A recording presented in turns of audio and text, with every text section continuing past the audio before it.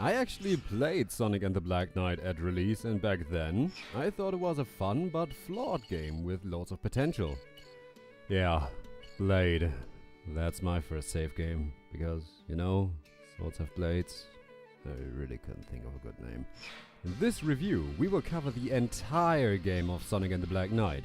That means playing every single mission and showing you the mid and endgame content. It's a spin-off title, so I don't give a crap about Sonic having a sword. Most reviews that are online haven't played further than the 3 to 4 hours long story. That is only the beginning of the game, so let's deal with this once and for all.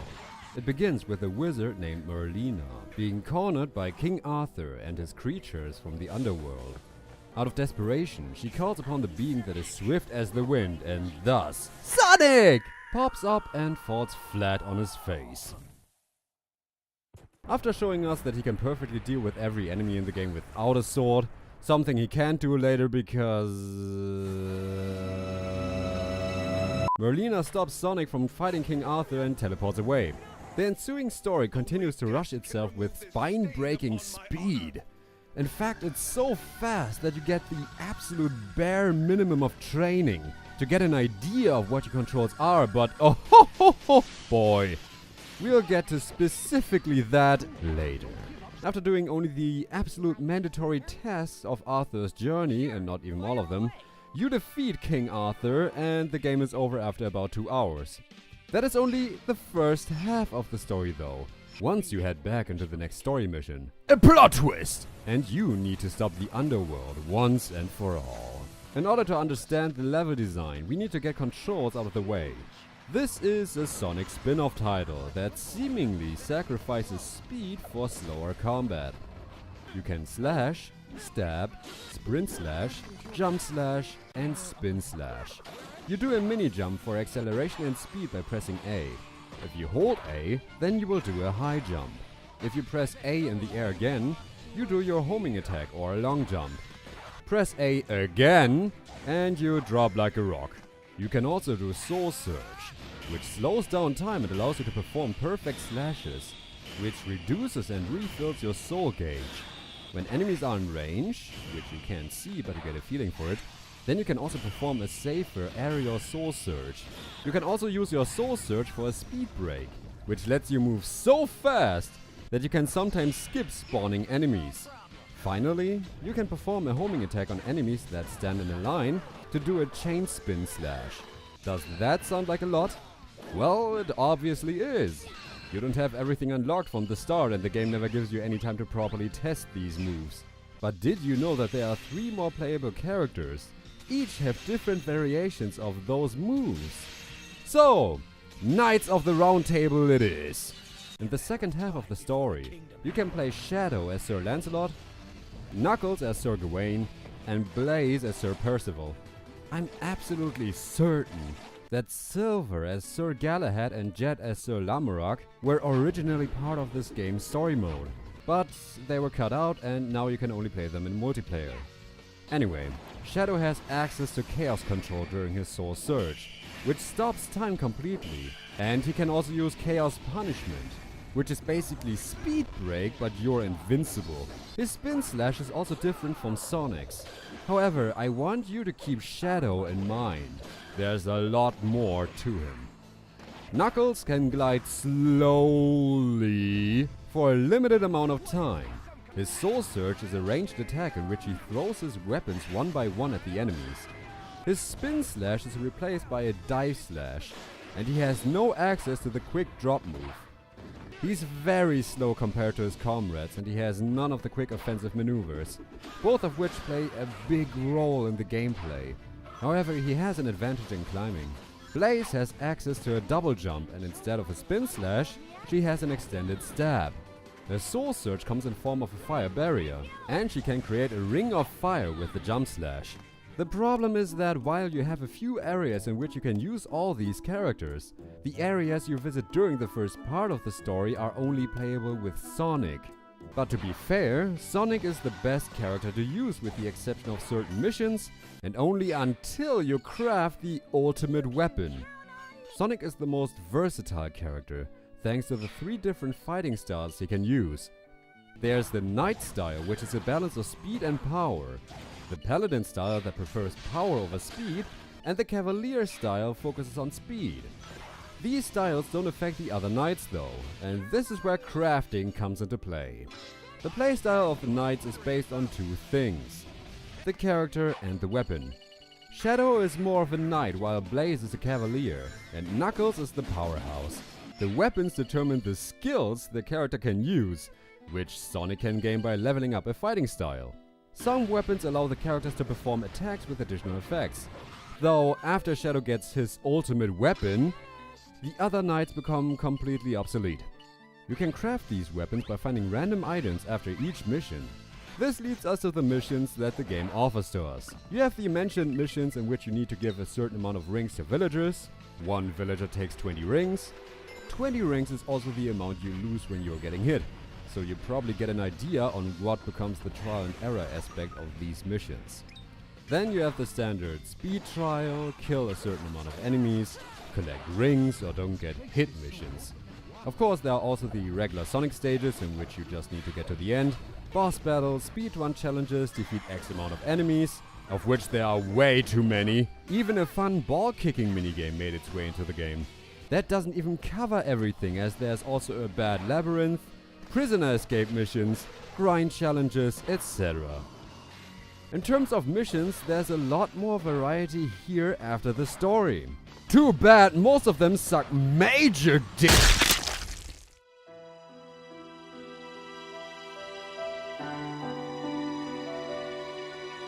The fun ball kicking minigame. The game forces you to use the kick maneuver, which you never need for anything else, and which does nothing against any other enemy in the game.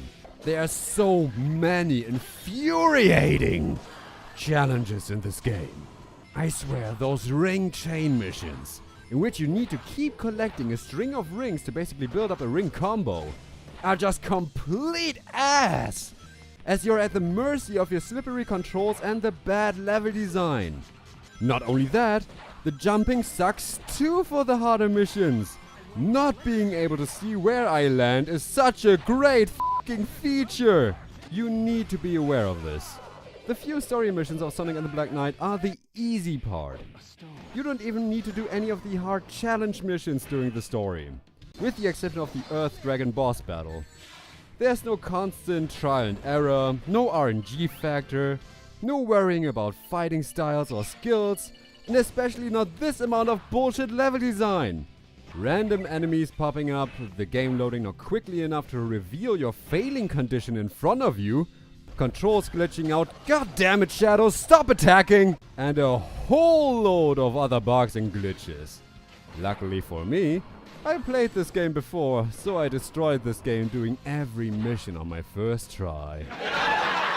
If you couldn't tell, the story of this game is not even half of the game, not even a third.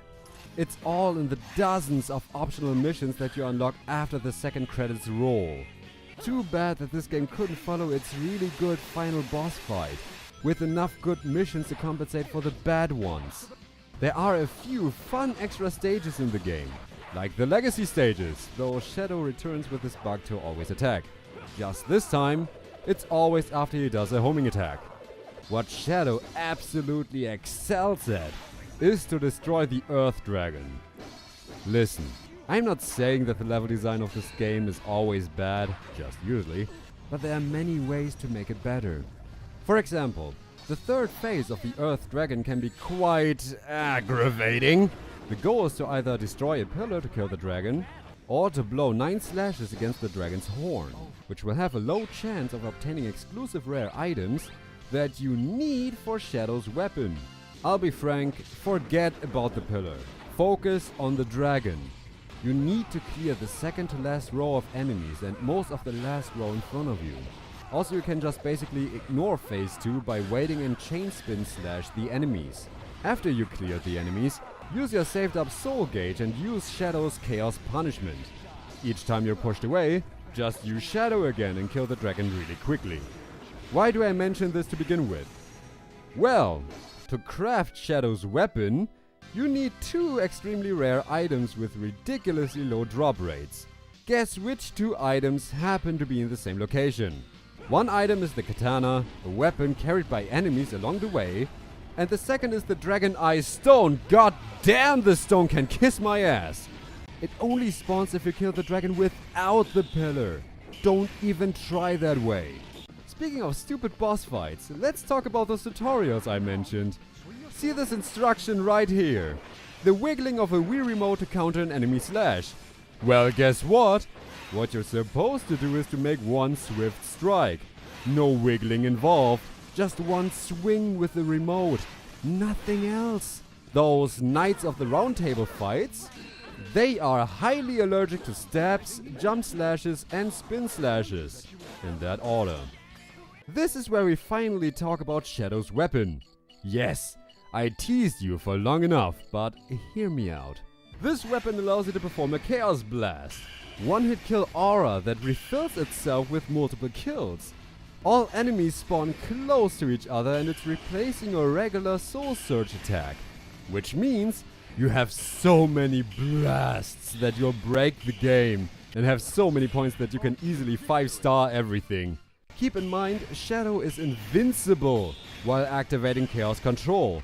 And he is also invincible when performing a Chaos Blast. Do you now know why this weapon is mandatory if you want to have at least a little bit of fun in the endgame? Speaking of fun, the game doesn't tell you which number slot is which weapon for which character. Once you can craft the weapon, you can no longer look at the ingredients. The ingredients don't show where you can find more of them or what you can do with them. The missing feature of trading items is especially painful here as you can only craft new weapons. Equipping items is a pain because there's no sorting option of any kind and changing a fighting style shouldn't be hidden behind 3 menu screens. It's also completely dumb that for this amount of effort, there's barely any use for it. As I said, only some areas are playable with multiple characters. Why not all areas? The reward for finishing every mission are new bonus missions in Avalon, and they are all trial and error. Well, enough of the bad stuff, because this game has enough of it as it is. Let's focus on some of the good stuff. The soundtrack is great, with the vocal theme too good for this game, and a credits theme that I wish more people would know about. The final boss theme is very good too. They even have a Crush 40 cover of 7 rings in hand. You only have to collect the 7 RNG World rings during the game to get it. The rest of the soundtrack is pretty good too, with great music at occasion. There are only 2 pre-rendered cutscenes in the game. The rest of the story is told in this interesting style. There's enough movement to keep me invested, and while the writing won't win any trophies, probably because this game was obviously rushed to hell and beyond, it's good enough for what it is, and the final lesson of this game is a little depressing if you think too hard about it, but a good lesson nonetheless. There are loads of options, which are always appreciated, and while the multiplayer is among the worst I've ever played, and a complete waste of time, it's at least a good way to show your friends what the worst combat scenarios look like. Also, don't pick King Arthur, he's a piece of shit. The graphics in this game are also, for the Wii, just fantastic. The color palette choice is sometimes great, sometimes horrible. You have both here. So, keeping it short, that was Sonic and the Black Knight. I feel like there's still so much left to talk about, because when this game works fine, then it's honestly just awesome to play, and you can see a glimpse of greatness. I'm not even kidding there. But when this game doesn't work, then it really doesn't. Can I recommend Sonic and the Black Knight? Yes, if you're only curious about the story and how it plays. No, if you want to go further than that. It's an interesting experiment with loads of fun potential, but the choice of using unpolished Wii controls and the little amount of development time dragged down what could otherwise have been an awesome game. But that doesn't make it any better than what it currently is.